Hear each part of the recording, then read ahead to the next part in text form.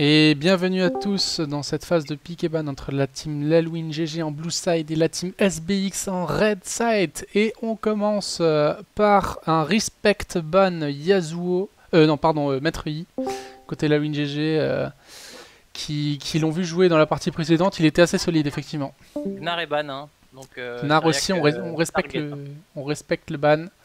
Lani, et vont-ils respecter le... Est-ce qu'il est là le joueur de Annie? Je suis même pas sûr qu'il soit en face de là, lui. Joe, C'est bon, Joe est revenu, ok. Mais Joe il est avec nous, il joue pas ce soir. Ah, bah du coup c'était bizarre de Banani. Oui, donc ça c'est... Il y a peut-être eu du scout en face, hein, qui sait, il y a peut-être un joueur de Annie. Ah, mais peut-être un autre joueur de Annie du coup. Peut-être. Tout à fait. Ah. Et là, Elise.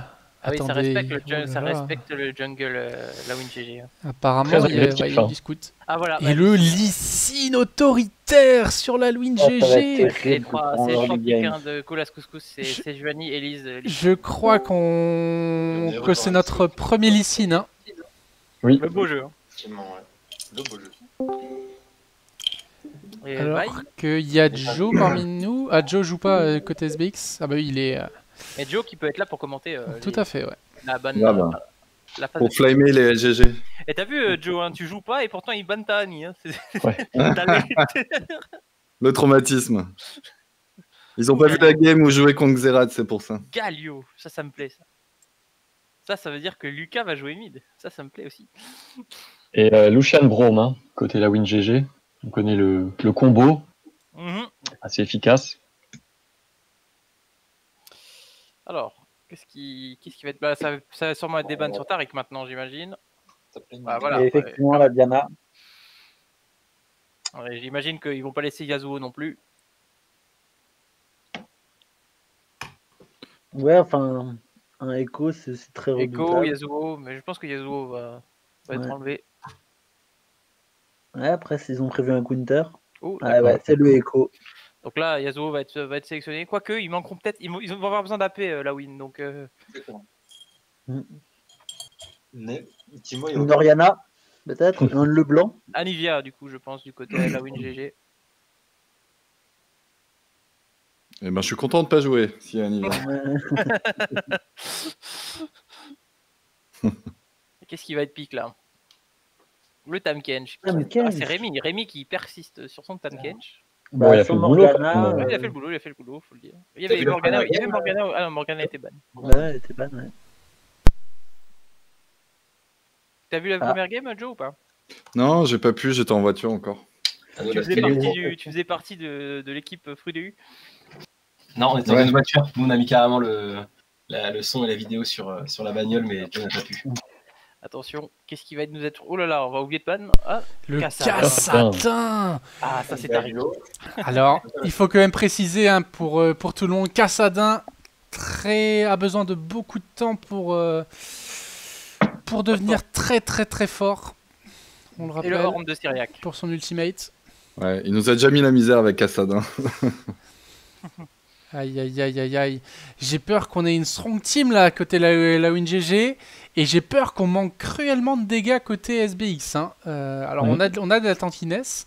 Mais j'ai l'impression que sans la Kai'Sa, ça va pas deal de dégâts en fait. En fait, tout va reposer sur le match de Kai'Sa. En fait. Voilà. Si la Kai'Sa est au fond, je pense que c'est lose en fait pour SBX. En revanche, si on arrive à faire une AD centrique et qu'on arrive à contrôler le Kassadin ainsi que le Lucian, on pourra peut-être espérer avoir une Kai'Sa complètement smurf. Après, ça va être dur. Ils ont la Win GG a les moyens de la chercher. Hein, bah oui, ils ont non seulement les moyens de la chercher, mais ils ont aussi les moyens de protéger Lucian. En fait, ça va être la muraille, hein, concrètement, du côté SBX. Ils vont tous se mettre autour de Kai'Sa et vont espérer qu'elle les emmène jusqu'au Nexus. Hein. C'est un peu la stratégie, je pense. Après, on peut aussi tempo avec le Tahm-Kench pour la Kai'Sa, mais bon, encore une fois, il faut que le Tahm-Kench puisse... joue autour de cette Kai'Sa. Hein. Ça va être vital. Donc, Joe, peut-être qui est sur Kai'Sa, tu sais c'est Benu Banksy. Ah oui, donc ils mettent quand même un des meilleurs joueurs dessus, quand même. Donc, c'est un bon point. Voilà, parce que c'est vrai qu'atteindre Kai'Sa dans un teamfight avec Galio, Tahm-Kench et Vi, ça va être compliqué quand même. Et oui, et oui. Et alors, donc le premier Lee Sin, si je dis pas de bêtises, de ce tournoi.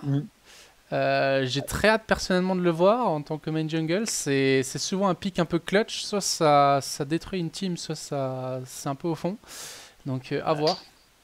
Moi je suis quand même inquiet pour cette équipe SBX parce qu'on se souvient que contre la team Bombay, le jungle, la WinGG avait été privé de Lee Sin, de Maître Yi, ainsi que de... Non, pas de Maître Yi, de Elise, ainsi que de Sejuani. Donc là, il a enfin un pick où il a été obligé de jouer à Mumu.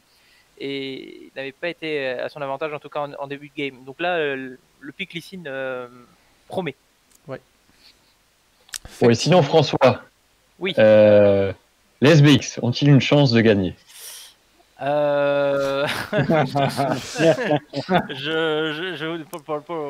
Au vu de la draft, ça a l'air compliqué. Maintenant, ouais, s'ils arrivent à mettre en place cette AD centrique, pourquoi pas? Alors je peux répondre de manière assez pragmatique. SBX pour le moment n'a pas encore, à part les Angry Panda, n'ont pas encore réussi à gagner une game dans ce tournoi. Donc voilà, pour eux, c'est le moment ou jamais. Hein. C'est leur dernière game. D'ailleurs, Freya, qu'est-ce qu'on peut refaire un petit point classement là concernant ces deux équipes, s'il te plaît? Attendez, je vais reprendre le classement sous les yeux et je vais vous faire ça. Alors donc du coup, d'un côté, on a la WinGG, donc seulement avec 4 matchs, mais avec 3 victoires, donc ça fait 9 points. Oui. En deuxième position, sachant que c'est la seule équipe à 4 matchs joués, donc avec 9 points, donc ils sont deuxième. Et Team SBX est 6ème avec 3 points, donc avec les 3 points de leur victoire contre les Angry Panda.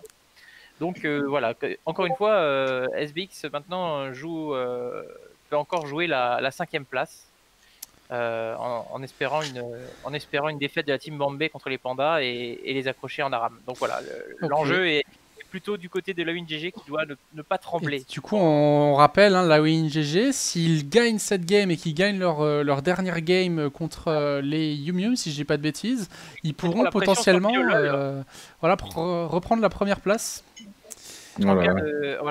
En cas de défaite de Philolol. À la prochaine game, donc à 21h30. Voilà, s'ils gagnent leurs 2 matchs et que Philolol perd, on pourrait avoir une ARAM pour départager les deux équipes. ARAM pour la première place, qui serait assez excitant. Qui serait un match hype as fuck.